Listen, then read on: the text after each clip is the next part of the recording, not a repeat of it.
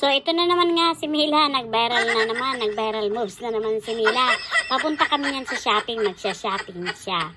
Titingnan natin kung saan makakarating ang kanyang $25 na binigay ng kanyang lola. So, for today's video, pumunta kami sa Five Below. Pumunta din kami sa Rose. Yan ang pinuntahan namin. Kailangan kong i-mute kasi lahat ng mga mall may music. Baka tayo ay ma-CPR copyright. So, ako naman, kasi taga-video lang ako.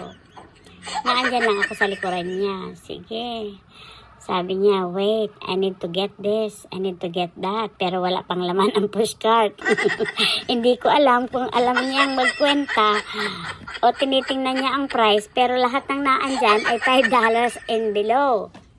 So, kung meron siyang $25, kumuha siya ng, kung meron siyang $25, kumuha siya ng 5 items na tigpa $5.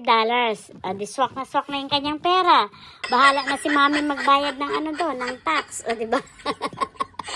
So, isa pa lang ang nakukuha niya. So, naisipan na naman niya kumuha niyan. Pagkarami-rami na niyang mga ganyan, Diyos ko Lord, ano lang ginagawa ko sa mga laruan niyan, nilalagay ko na sa sako. Tapos nilalagay ko sa basement.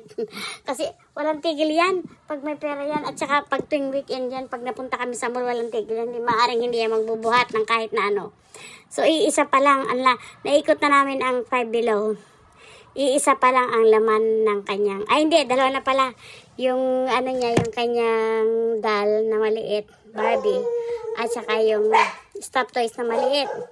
So, ikot-ikot pa siya. Sabi niya, dito tayo lola pumunta. Parang meron dito mga toys.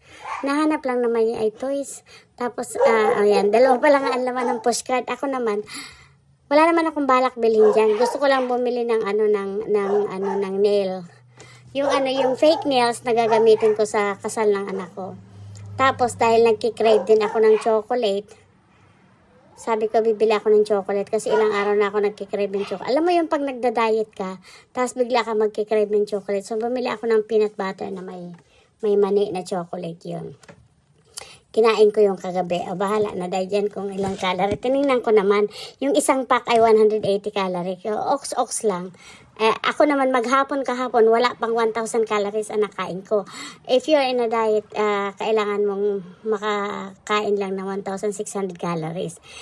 For the past few days, hindi ko kinakain ng 1,600 calories.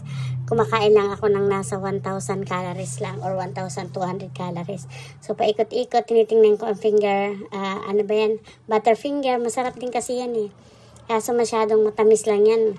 Kaya, kukuha na sana ako niyan. Kumuha na talaga ako niyan. Kaso nung umikot ako dun sa kabila, may nakita akong yung chocolate na gusto ko talaga. Yun, M&M na may peanut sa loob.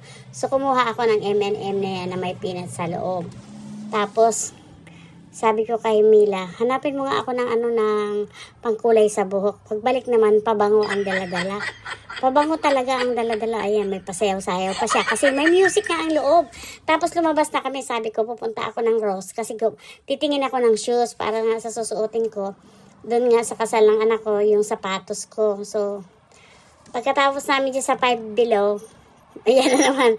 Umatake na naman si Mila ng kanyang viral dance. Kaya ayan. Umatake na naman ng viral dance. So, parang na-addict na dyan makarinig lang yan ng tugtog na ganyan. Gumaganyan na. So, ayan, pumasok.